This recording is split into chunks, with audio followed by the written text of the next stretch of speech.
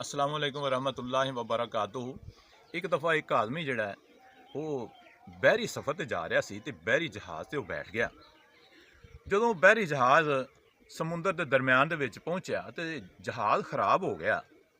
अचानक जहाज़ डुੱਬਣ लग पिया, जहाज़ विच पानी पै गया ते फट्टे जहाज़ दे अलग अलग हो गए।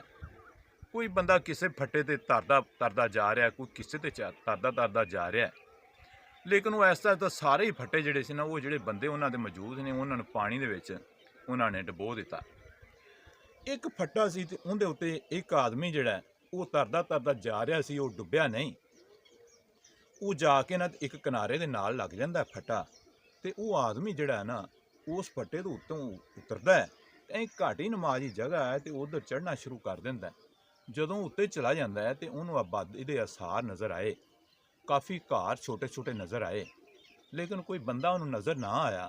अचानक कुछ चलद्या चलद्या एक जगह ते पहुँचता है कि काफ़ी लोग जिहड़े ने उत्थे बैठे ने ते उन्होंने ना मिट्टी बनाई है, गोई मिट्टी है ते उहदे चिद्दे बना बना के ना ते वो सुकने पाई जांदे ने ते बड़े चिद्दे जिहड़े ने बने ने। चिद्दा उहनूं आख्या जांदा जिहड़ा गलेल दे विच पा के चलाया जांदा है।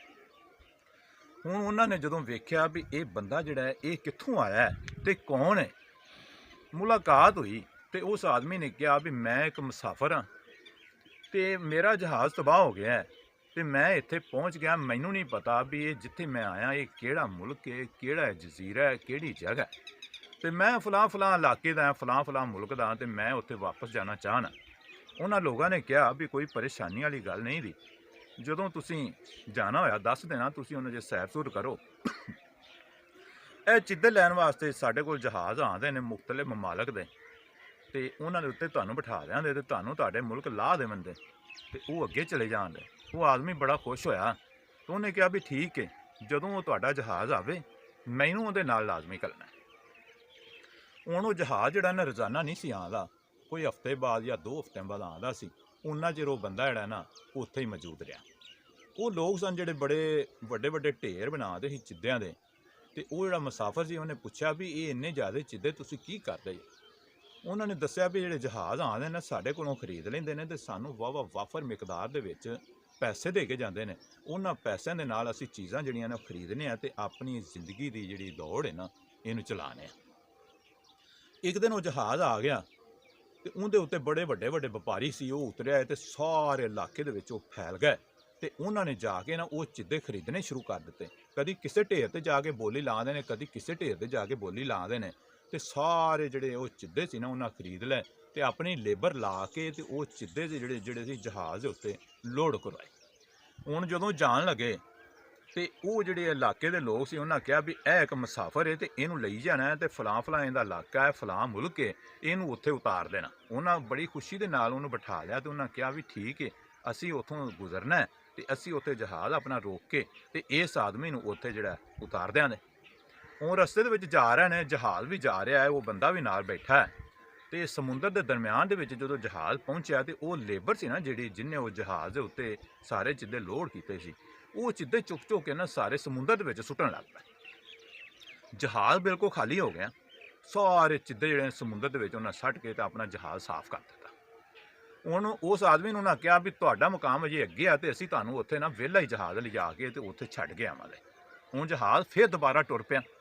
उस आदमी ने पायलट नूं सवाल किया तो उस लेबर नूं भी मैनूं एक गल दस देवो, मेरे दिल दे विच हलचल मची है ते मैनूं पता नहीं लगदा भी ये चिद्दे तुसीं उत्थों खरीदे ही ते समुंदर दे विच लिया के सुੱਟ दित्ते ने, पैसे उन्होंने आपदे कोलों दे दित्ते ने, ये माजरा की है। हुण वो जिहड़े बंदे सी उन्हां कहा भी असीं इंसान नहीं दे, असीं अल्लाह दे फरिश्ते आ, अल्लाह दे हुक्म दे नाल असीं इत्थे आए आ।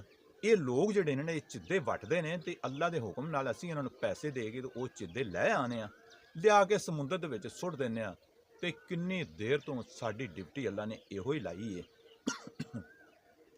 ते इस तरह करदे करदे जिहड़ा ना बड़ी देर ही हो गई ते अल्लाह ताला कहंदे ने भी मैं रिज़क मुकद्दर दे विच कर दित्ता है, चिद्दे बनाउणा एक उन्हां दा सिर्फ बहाना है ते अल्लाह ताला इस बहाने दे नाल उन्हां नूं रिज़क दित्ती जांदा है। कुछ लोग उत्थे हैगे ने वो चिद्दे बनादे बनादे अपने नमाज रोज़े दा भी ख्याल करदे ने, तलावत भी करदे ने, जिक्र असकार भी करदे ने ते कुछ लोग जिहड़े ने वो चिद्दे ही बनाई जांदे ने, सुबह तो लैके शाम तक, शाम तो लैके सुबह तक चिद्दे बनाई जांदे ने ਤੇ ਉਹ ਜਿੱਦਾਂ ਹੀ ਵੇਚ ਕੇ ਇਹਨਾਂ ਦੇ ਆਪਣੇ ਪੈਸੇ ਜ਼ਿਆਦਾ ਤੋਂ ਜ਼ਿਆਦਾ ਹਾਸਲ ਕਰਨ ਦੀ ਕੋਸ਼ਿਸ਼ ਕਰਦੇ ਨੇ।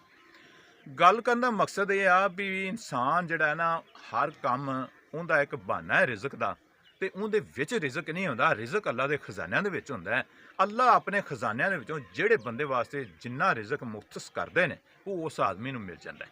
ਤੇ ਇਹ ਜਿਹੜੇ ਕਾਰੋਬਾਰ ਨੇ ਇਹ ਇੱਕ ਬਹਾਨਾ ਹੈ, ਜਿਵੇਂ ਚਿੱਦੇ ਬਣਾਉਣਾ ਇੱਕ ਬਹਾਨਾ ਸੀ। ਅਗਰ ਤੁਹਾਨੂੰ ਮੇਰੀ ਇਹ ਵੀਡੀਓ ਅੱਛੀ ਲੱਗੇ ਤੇ ਅੱਗੇ ਸ਼ੇਅਰ ਕਰ ਦੇਣਾ, ਚੈਨਲ ਨੂੰ ਸਬਸਕ੍ਰਾਈਬ ਕਰ ਦੇਣਾ ਤੇ ਇੱਕ ਅੱਛਾ ਜਿਹਾ ਕਮੈਂਟ ਕਰਕੇ ਤੇ ਵੀਡੀਓ ਨੂੰ ਲਾਈਕ ਲਾਜ਼ਮੀ ਕਰਨਾ। अस्सलाम वालेकुम वरहमतुल्लाह।